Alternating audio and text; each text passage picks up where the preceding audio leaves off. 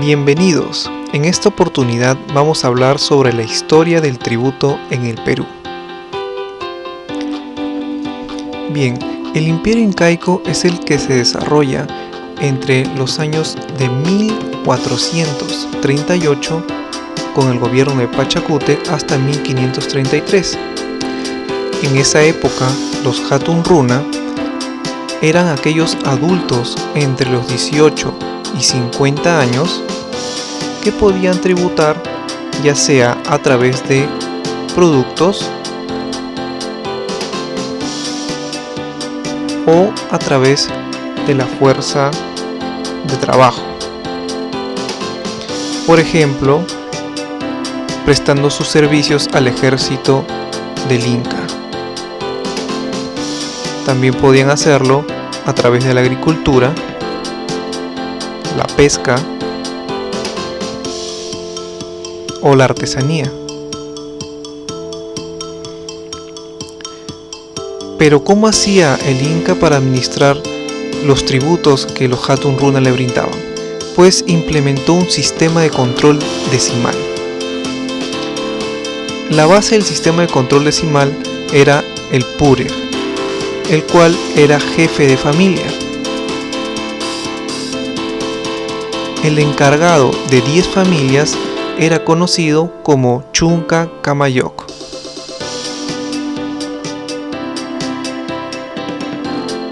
Asimismo, el encargado de 100 familias era el Pachaca Kamayoc.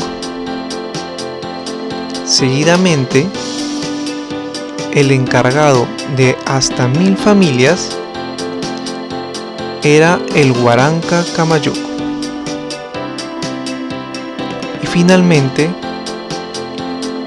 el encargado de 10.000 familias era el Hunu Kamayoc. Pero, ¿cómo se distribuía el trabajo en el Tahuantinsuyo? Pues habían 3 formas de hacerlo, y el encargado de esto era el Curaca, quien era el jefe del Ayllu, una comunidad familiar. La primera de las formas era la mita, que consistía en el trabajo en favor del Estado. Normalmente estos trabajos estaban relacionados a la producción y redistribución de los bienes. Por otro lado teníamos la minca, que era el trabajo en favor de la comunidad. Por ejemplo, en la construcción de puentes. Y finalmente teníamos el Aini, que era el sistema de trabajo en reciprocidad. Esto se daba siempre dentro del Ayllu. Por otro lado, en la época colonial, a partir del año de 1533, el rey instauró una nueva forma de tributación mediante ordenanzas y mandatos. En esa época, el encargado de la recaudación de los tributos en principio era el encomendero y luego pasó a ser el corregidor, el cual entregaba todo lo recaudado al Real Tribunal de Cuentas.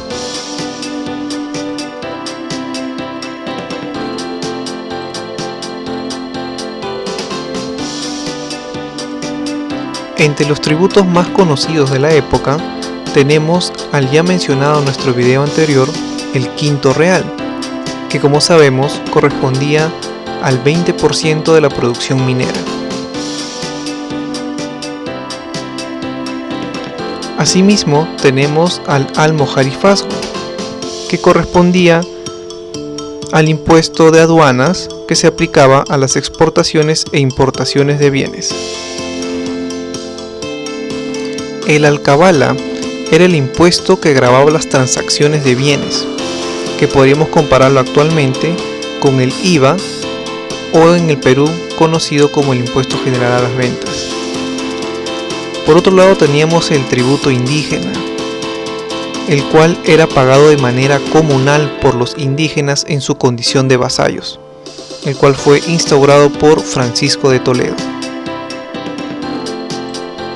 Así también tenemos al diezmo, que fue establecido por los reyes católicos y consistía en pagar el 10% de la producción de la tierra para la Iglesia Católica.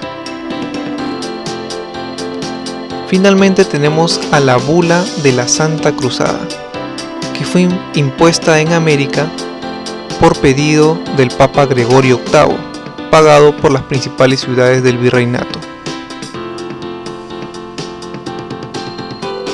Durante la República, desde 1821, aún se pagaba el tributo indígena, que después de muchas idas y vueltas fue recién abolido en 1855 por Ramón Castilla.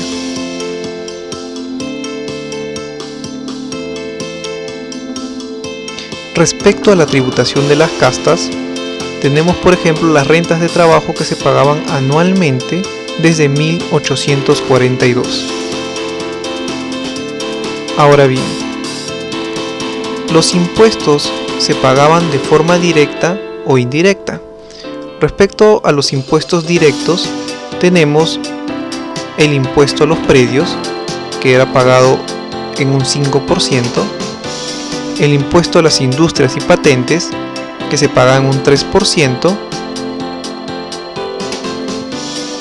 y respecto a los impuestos indirectos, tenemos a los impuestos de aduana, como por ejemplo al que se aplicaba en la época del guano, y a la alcabala, que aún se mantenía.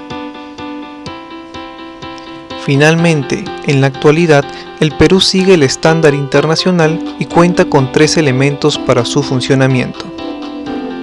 El primero es la política tributaria, la cual tiene como funciones la redistribución de los ingresos, la inducción al consumo, por ejemplo por política social, y la estabilización, por ejemplo en recesión e inflación.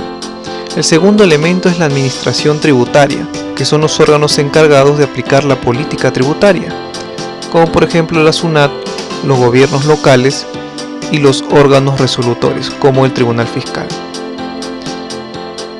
Finalmente, el tercer elemento es el sistema tributario nacional, el cual comprende el Código Tributario, los tributos y la recaudación a través del gobierno central, los gobiernos locales y en otros fines también. Finalmente, no te olvides de dejar tu like si te gustó este contenido, suscribirte, comentar y compartir esta información y dejarnos tus consultas debajo del video. Muchas gracias.